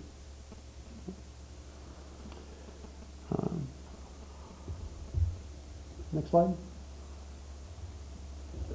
Oh. Okay. Was there a slide before this? Oh, no, I'm sorry. I'm confused. All right, the plan, ASI is, what we're proposing is we're going to come and install the system for a period of 60 days at no charge to Newman. That includes shipping from Tennessee, and that includes getting the installers on site here to install the system. We'll let you run that for a period of 60 days, and if for some reason the system can't perform the way that we promised it would perform, and we totally expect it to perform, we'd come and remove it, again, free of charge. The only cost to Newman would be to provide the support cables that are used to moor your existing aerators, as well as to provide appropriate power hookups, which might mean a minor modification to the existing power sockets that are there today, but nothing major at all. So if for some reason the system didn't perform as we would expect, the only charge to Newman would be to rewire it back to the old aerators and turn them back on again, since you don't have to remove it until you're ready to remove the old system. Okay, last slide. The system price, as we mentioned in the agenda here, is $85,000. Wouldn't require any payments until the end of that 60-day trial period. Okay, we're offering this trial period again because, as I mentioned, we're new to California. We're trying to become established in California. We've got plenty of sites installed back east in Tennessee, Alabama, Louisiana, Arkansas, Virginia, these areas. But we're just new to the West Coast, so we're trying to get, established. After the trial period, there'd be a 10% down payment and 18 monthly payments of $4,250. And if you calculate that against the monthly energy savings expected, you'd be paying that off over 18 months, and you'd still be putting away $400 a month into the bank on top of the payments. So after the year and a half, when the system's paid off, you'd be saving $4,630 over what you're doing today, based on the energy prices of today. Okay. And I'd be glad to answer any questions. Any questions? John? Bob? No, it looks like a good system if it's going to work, and if it's going to be that kind of savings. I mean, Exactly. And probably the hardest hurdle that we found is it sounds too good to be true factor. yeah, I'm sitting here, I'm saying, Yeah, it does, because 55,000, we could put that money into something else back into our coffers every year. That's a lot. According to this, you're paying it off in 18 and a half months. So you're saving $4,600 a month after that. Right. It's a considerable cost savings to the city, which we like to see. And after the 2-year warranty period, you'd still be, we would offer you a maintenance contract, annual maintenance contract after that, but that's not a requirement. You can certainly maintain the system yourself. It's simpler in a lot of respects than your current aerators are. Yeah, I'd like to hear from Ernie and Lance, see what they think of it. Because every time you mentioned that you didn't have to go out on a boat, I saw Lance smiling. Yeah, but see, Lance, that means no more water skiing. Well, good evening. I'm all for this system. I've looked over the last 15 years a lot of different aeration systems, and there's always a catch to them. But this one, we got nothing to lose to give it a shot. And I like the blowers rather than air compressors. No ceramic grids. That's all high maintenance stuff. With only 2 of us out there, I don't look at anything that's high maintenance. So I'm all for it. I ran into this company in Sacramento at the League of Cities conference, at the expo, and I talked to the gentleman in the booth for quite a while, and it was, like Lance says, one of these too good to be true things that I just had to find out more about it, so I'm glad it worked out here. Go ahead, Ernie. Yesterday I called a plant operator from Powell, Tennessee, and they had 2 aeration basins that they're installing these aeration units in. They installed 18 of these blower units because they have a tremendous cost. They have disc aerators, they've had submersible aerators that shoot the water straight into the air, and it was just a tremendous power cost. They installed them last September. It improved their aeration, I believe, by about 3 times, he said. So they were very, very pleased with it. And so, What about the energy cost? he didn't have the numbers as far as the dollar amount, but he did say that the power usage had gone way down. Yes. With their power usage, they wouldn't save as much as we do because we have PG&E. Yes, that's probably right. But thanks for doing your homework, Ernie. I'd like to hear that. Well, one nice thing I like about it is that we have no, like Lance said, what do we got to lose? I mean, if it doesn't work or we don't like it, they'll take it out. Right. Mark, is it? Yes. I like this proposal. I think it shows a lot of forethought on the mayor's behalf to bring it before us, because it's definitely an issue, and to rely upon the expertise of our public works department, I think is prudent of the council. There is one thing that I would like to suggest as a condition with this being so new and the 3 to 4 year time period. You guys are willing, your company is, to cover for a 2-year warranty process. My condition would be a consideration of extending that an additional year for 3 years if we do in fact, after the 60-day trial, commit to having it come to our city, simply because we don't have anything to judge it from. It is back east and in the south. You want to break into the West Coast market, that will be a consideration I think you should bring back to your corporation, and we would like to see a 3-year coverage.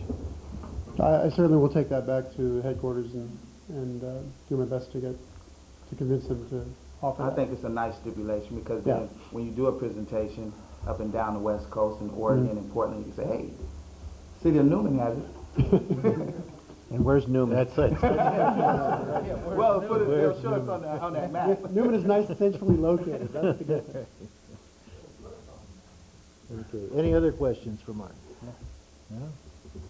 Well, thank you very much, Mark, and Thank you. we'll talk about this thing and we'll see what we can do here. So, Mayor, if I could just mention quickly, sure. the question had come up, and I raised the same question, why are we not going out to bid for this equipment? My answer is that based on in talking to Lance and Ernie and reviewing this, we are treating this as a sole source item because they are the only vendor that can sell it. And that's why we are not going out to bid for this equipment. Mr. So- Mayor? Yes. Oh, I'm sorry, excuse me. There was just only one other thought I had in terms of this 60-day trial period. If we could have staff take a look at, see what the energy costs prior to implementing such a system, if we do go ahead forward with this with a vote, that we take a look at those 2 months to give us some insight to how it may differ. Well, I think we probably already have those figures, don't we, Ernie? We do. Lance? We'll bring you back. Yeah, I think. We'll bring you back a report at the end of the 60-day period and possibly periodically in between, maybe at the end of 30, we can do that to give you a comparison at that point. So, Any other questions? Okay, ways and direction on this. Yes, I move that we authorize staff to accept the bid proposal for a new aeration system from Aeration Solutions for $85,000. With the 3-year stipulation guarantee. Negotiate that in. Well, actually, we're just trying it out for 60 days. Is it going to come back to us after that period, or we're authorizing? it to No, go we're ahead? authorizing the expenditure Well, I would right like now. to see the stipulation for it on a warranty of 3 years. if we're unable to get that, do you want us to bring it back to you to discuss, or what do you want us to do? Yes, bring it back to us. I think that would be prudent to bring it back after the 60-day period. Okay. Second it. Okay, all in favor? Aye. Opposed? Passes 5-0. See what happens. Just think West Coast. Item number 9F. Consider postponing April 12th ribbon cutting for downtown streetscape. Just quickly, I mentioned this through my emails to you, and I believe in discussing with some of you that we do have, we had approved that date of April 12th. There are some delays, as you know, in getting the paving and the striping done on Main Street, which I think are one of the things that we all wanted to see done. For that reason, I am kind of recommending, it's up to the council, that we consider postponing this event. So actually, rather than bring the details of the event as we had talked about, I brought back this report to consider postponing it to a later date. What I'd like to do is come back to you at your next meeting with a proposal of when that date can be. I'm going to discuss that more with the contractor to determine what date we can kind of shoot for. As you know, it is somewhat contingent on the weather when they're willing to do that. But the temperature they were looking for is 80 degrees, and I noticed that we're projecting some 80-degree weather this weekend, so we may be close to that. But it's my recommendation that we look at delaying that. It is also a possibility that the clamshell bases for the light poles would not be installed by that date. I talked to the contractor today, and now they are scheduled to be shipped on April 4th, which means they could be as much as a week to 10 days before they arrive after that. So the clamshell bases will possibly, but probably not be installed by that April 12th date also. Any other information or questions I can answer for you, or discussion on this, I'd be happy to. No, I would just like to say, I was talking this over with Susan also, is that if we get close and we get everything done, except we still haven't got the street done, then I still would like to go ahead with the celebration at that time. as long as we get everything else done. Okay, Because if you take it out too long, right. We could always wait till June and have our 1-year anniversary. You know, I was thinking that's that. what I'm trying to get away from. We're encroaching on a year with this. That's all I have. Not yet.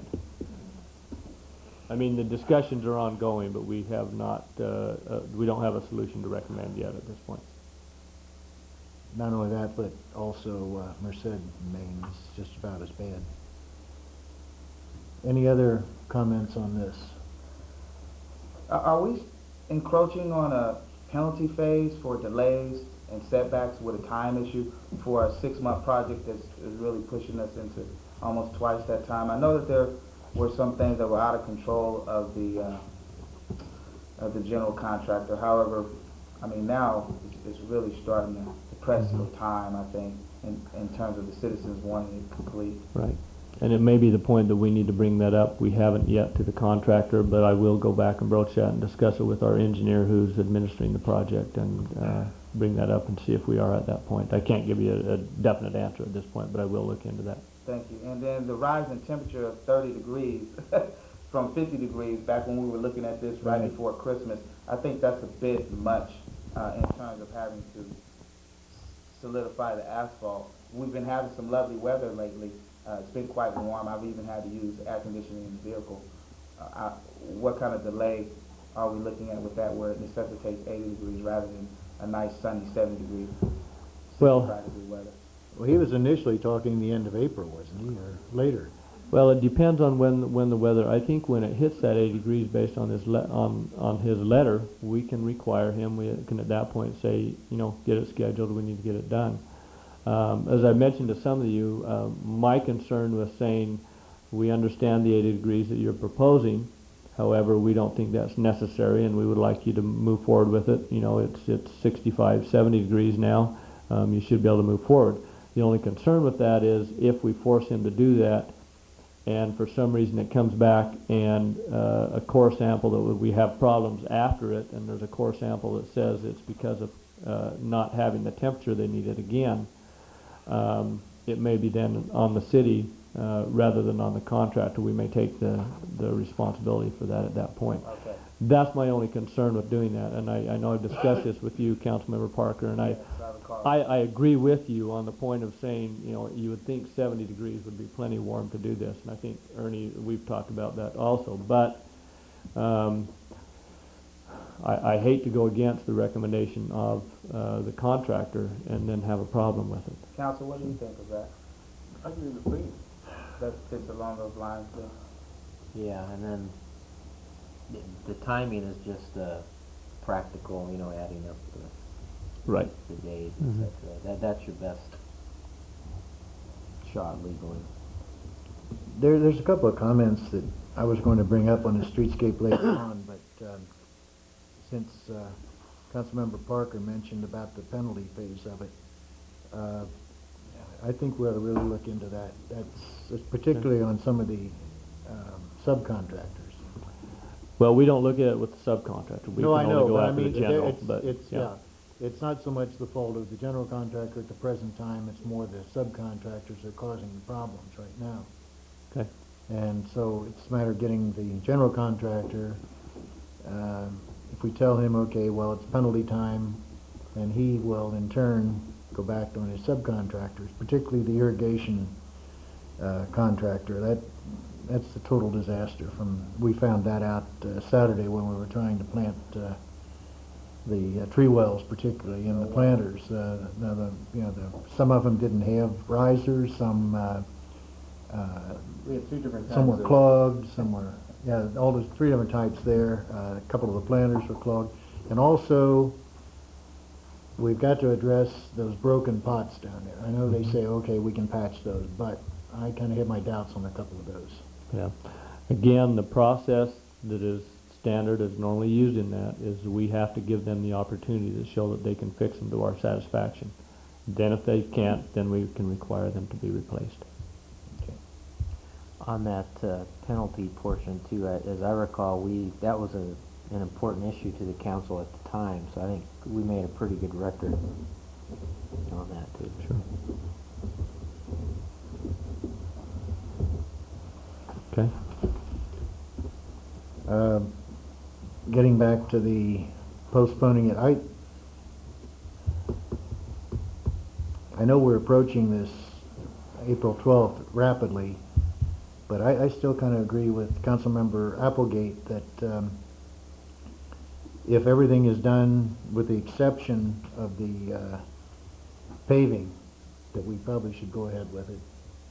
But we'll decide let's take a consensus of the council. What do you think, John?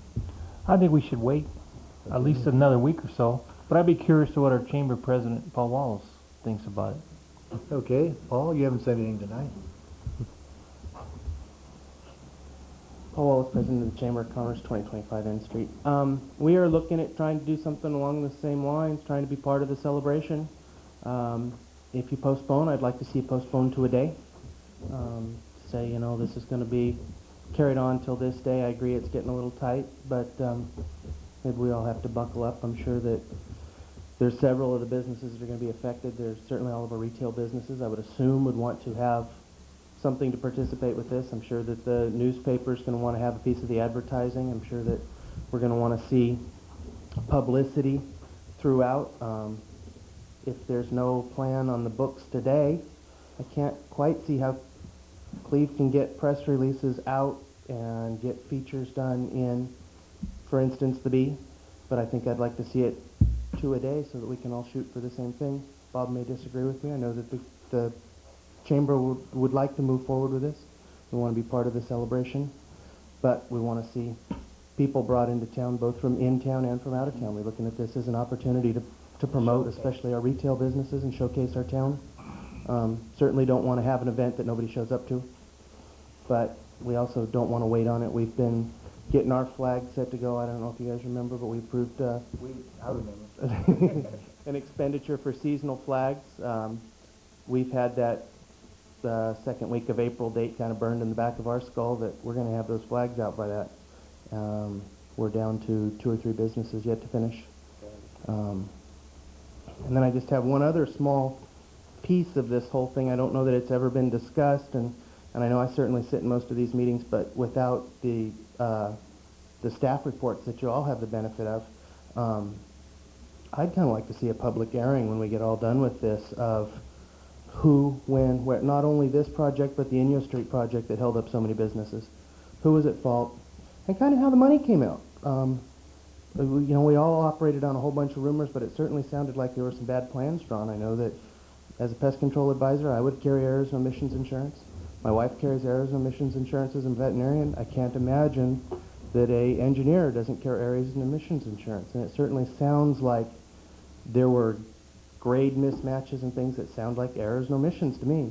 You know, I'm kind of curious how much of this the city wound up having to eat in change orders, and how much of it the contractor went ahead and ate, and how much of it got passed back to bad plans, kind of in a public way, so that, you know, sort of this whole citizenry can see how we handled this, and look at how I look forward to. I mean, it's very nice. Ragsdale got the street done at Inyo Street. It's very nice out there now. Made a nice little way to get out of downtown as we moved some of those businesses over there. Look forward to doing more of these projects. Look forward to seeing the city as nice as it looks downtown, but want to make sure that we're doing it in an efficient manner so we can see as much of that as possible. But my point on the end of this, thank you for the opportunity, Councilman Panzia, is let's set a specific date if we're not going to, so that we can get everybody coming behind it, and let's do a full publicity blitz. Try and get folks in to see. This is a gorgeous little town. It's even more beautiful. We interviewed a veterinarian last weekend, and she was thrilled with how cute our town was. There's only 125 of them here. She's got to decide to live somewhere. I think that made a big difference in her mind. Hopefully she'll come to work for us, for that kind of reason. Thank you for the opportunity to comment. Thank you, Paul. As far as the errors and omission insurance, we are going to address that after this is over with. The whole thing is done. Bob Naboa, 1045 Ruth Avenue. Oh, that's right, 940 Fresno Street. I agree 100% on the errors and omission issues. That has been something that I have brought up on every occasion that I've had the opportunity to, that there's just too many things that went wrong. You know, from a standpoint of professionals, you have to be responsible. And so I'm glad to see the city's going to go after that. As far as the date, yes, I think it's important to set as early a date as possible, but I also think it's important that we not look foolish when we tear the streets up again after we've declared it finished. And I think that you probably would be better served if you waited than if you went too soon. Because I know that the intersection in front of my store has to be completely done over, probably. If not that, at least the asphalt has to be torn out. And so I would just suggest that you not make yourself look foolish and do something that everybody comes back and says, wait a minute, why are you now tearing it up when you said it was completed? So I'll leave you with that.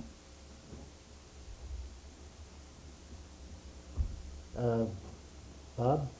The only comment I'd make, are we saying that everything would be completed by April 12th except the paving?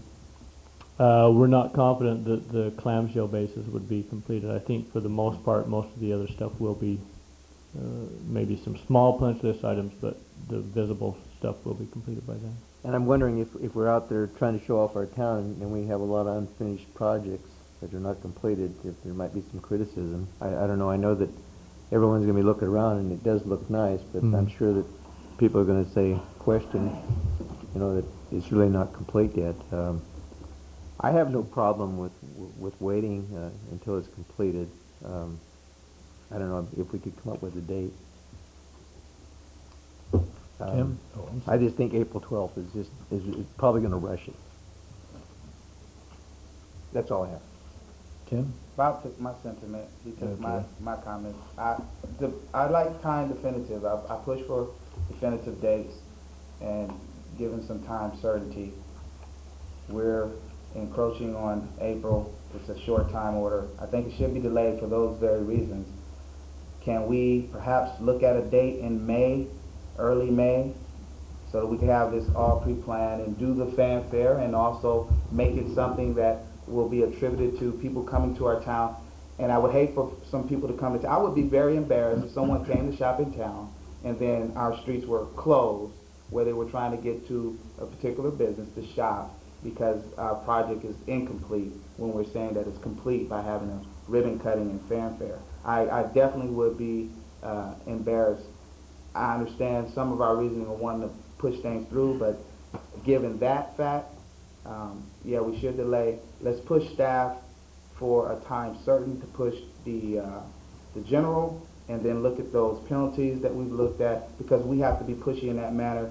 It's taken a whirlwind of time to get to where we are now, and time is of the essence. Hey, let's say we'll have a definite date set by our next meeting. Is that all right, Cleve?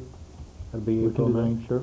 Yeah, well, yeah, I think Cleve And- should go and to we the should contractor and then come back with us. pin it down and- with the plan. I think that's a wonderful idea. Right. That gives them April 2 9th, our weeks, next so that, Mhm. yeah, we're gonna have to watch I think the theater has at least one thing on a Friday in April, but I'm not sure what date it is. Sure, I'll check with you on that It's before. either the week after the 12th or the week after that, I don't know which. Okay, well, then we'll find out about that on the 9th. Item number 9G, award bid for new backup generator at Police Department to Energy Systems for a total cost of $19,185. Chief Brady. Good evening, Council and Mayor. This is part of our infrastructure revitalization for the police department. We received some grant funding for new technology in the amount of about $32,000. In looking at our projects that we'd like to go for, we earmarked this funding for the replacement of our backup generator. The current one that we have was donated to the department by the city water department.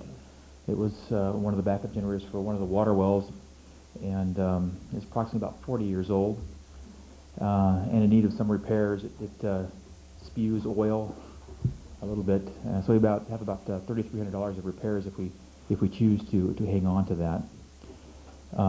This unit furnishes power to the police department building in the event of a power outage. Police department is the Emergency Operations Center, or an EOC. for the city and is an integral part of our emergency preparedness program. The police department building is the only city building set up for the EOC function. The department went out to bid for generators and a transfer switch. That's the switch that actually takes the power from the generator and puts it into the building itself. A local vendor will do the installation, and that would be on a separate bid. This is just actually for the equipment itself. We received 3 bids as follows. We have one from Kohler Power Systems for $18,536. Energy Systems of Stockton came in at $19,185, and Power Generation and Engineering and Company of Modesto came in at $21,739. They're all, I couldn't get them to come up with the same generator. They come up with either different models or different brands. The one that we're currently looking at is a Coleman, the other 2 are Kohlers, but they weren't the same Kohler generator. The police and water departments have maintenance agreements with Energy Systems and have been they've been very responsible to our needs. Service after sale, I think, is one of the most highest things that you really want from your vendor, and especially in a backup generator, I would think. And I think that has some real value under consideration, and we would like to maintain that relationship. But although there is a difference in the bids here of about $649, which is about 5%, I believe, difference between that and the lowest bid. So with that, we would like to, we were recommending that because of the maintenance that we have currently with them, agreement, and the service that we've been able to receive from them, we would like to stay with Energy Systems, and that's the reason we're recommending that you accept the bid of Energy Systems at $19,185. Any questions for Mike? Okay. What do you anticipate the installation cost? We're looking at probably about $4,000, probably at the max, between 3 to 4.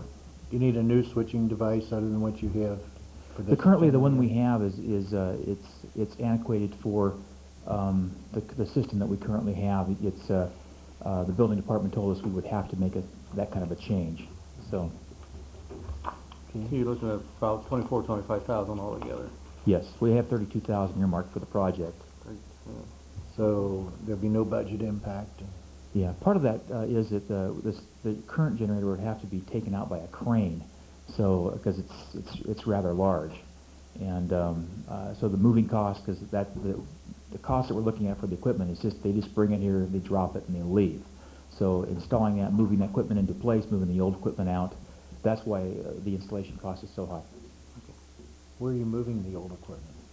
Well, I got an idea. I'm trying to see if the fire department may have an interest in this, but again, there's some repairs that are going to have to be done, and that'll be something that I'll work out with the fire chief to see if that's something. They currently don't have a backup generator, and I think that's under emergency services. That would be a nice addition to them. Yeah. Okay. Mike, I had a question on this system. Would it give us enough so we'd have potentially, if we wanted to add something to the system as far as backup power, we'd have room to put it on? They told me this system would take over all the power needs that we would have for the entire building. And the nice thing is they've been servicing our equipment, so they know what our needs are, what our building requirements are. Okay, thank you. Sure. Yeah, can we have some direction on this? I move we award bid for new backup generator at Police Department to Energy Systems for a total cost of $19,185. Second.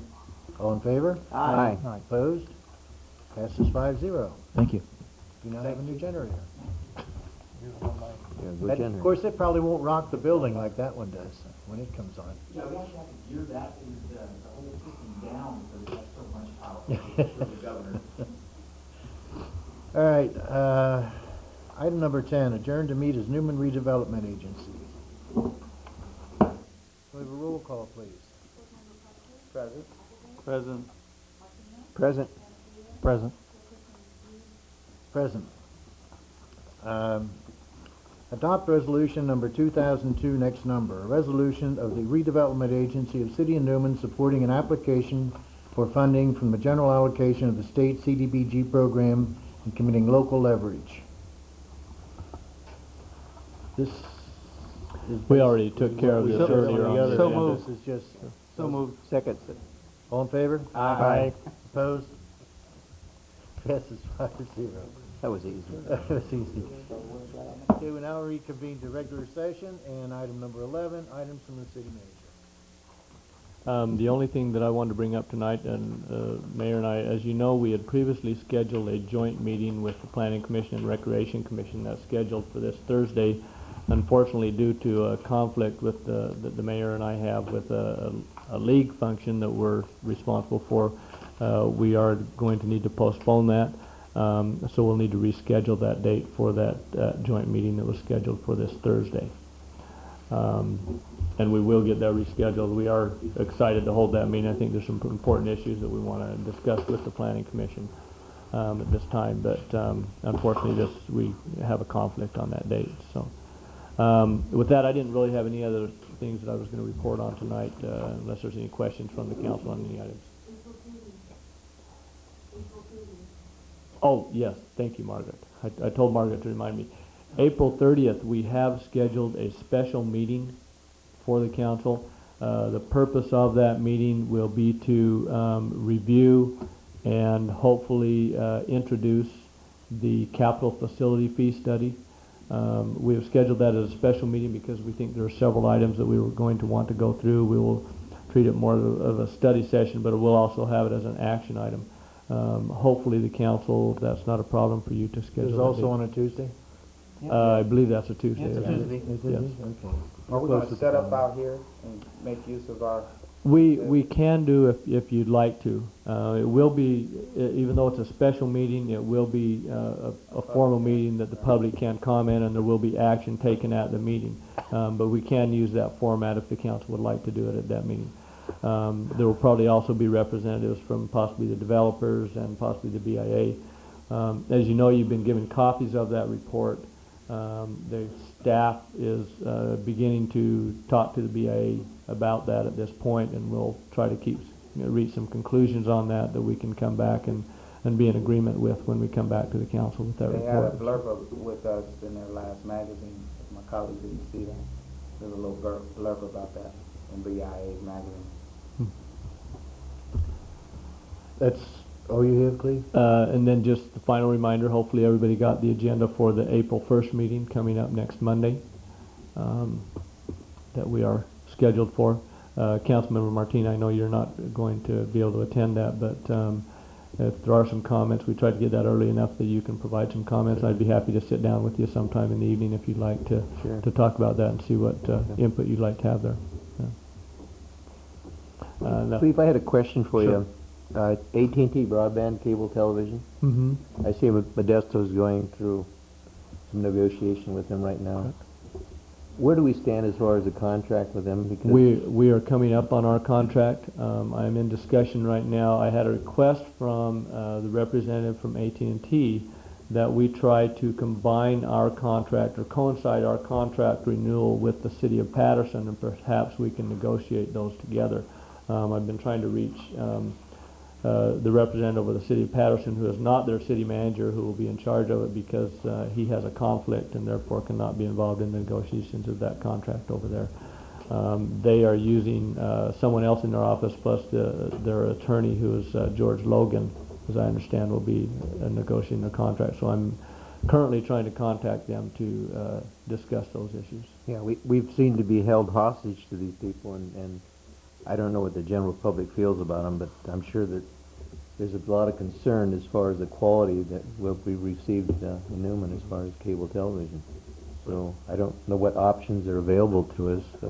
Well, and again, that's why, one of the things that we've looked at is perhaps, is there an option for us to join with the city of Patterson and perhaps increase those numbers so that we have more leverage in negotiating a contract?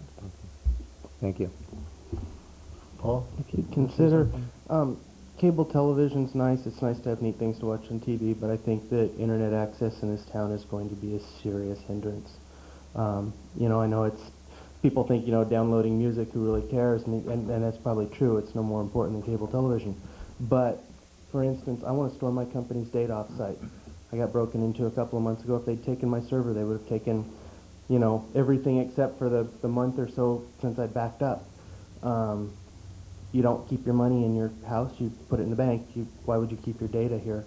I told you I interviewed a new doctor next, you know, strong competition. Her husband is going to need high-speed internet to access his business if she's going to come to work here. This is becoming to here in town. The new, as we look for new residents to move into town, we get a choice of people who can telecommute or can't. If we can't offer that service, we're not going to have people that can come to a recreation committee meeting in the middle of the day. We're not going to have people that can take part in the PTA because they're going to be here long enough to sleep, and they'll be gone at 6 o'clock in the morning and they won't come back till 8 o'clock at night, and that's not going to build much of a town. Whether it be with the AT&T or whether it be with whoever provides telephone service, we need some kind of high-speed internet access, or we're going to be, the people purchasing houses here in town are going to be people that won't be able to participate in the small town character that we have today, and we will see the quality of life rapidly deteriorate. It's no longer something that's cool to download music. It's now a vital part of people's business, and people who live this far away from metropolitan areas need to telecommute, and we ought to hold the telephone company, the cable company, whoever's going to provide that, or both, over a barrel. It should be something that holds our system up, because it's going to hold up the development of this town. We're looking at a lot of new houses coming in, and if we have to sell those to people that don't need high-speed internet, we're going to lose the people that can be involved in the community to places like Patterson, where I know from my clients from Patterson, a good deal of them are employees of high-tech companies who work from home. They can't do that in Newman. We don't have the access. So Well, I this think is that's another vital. advantage probably to working with Patterson. The numbers would be more inclined to get it. But living in a small town, you do have a disadvantage, things like that. It's just not, just doesn't pencil out for them to do that. So hopefully they'll get satellite systems in one of these days that we can work with maybe. Anything else, please? Okay. Item number 12, items from city council members. Mr. Parker, do you want to start this? Thank you, Mr. Mayor. I'd like to commend staff, because I think it's tremendous for us to have this presentation the way that we have it. When we allocated the funds for redoing City Hall here, I think this is highly beneficial, and I just wanted to commend them again for the forethought. I noticed that there were some holes actually at the Newman, welcome to Newman city sign, at the north end of town and the south end of town. That was nice to see that, and I also saw some of the railing for the signs down here at the south end of town.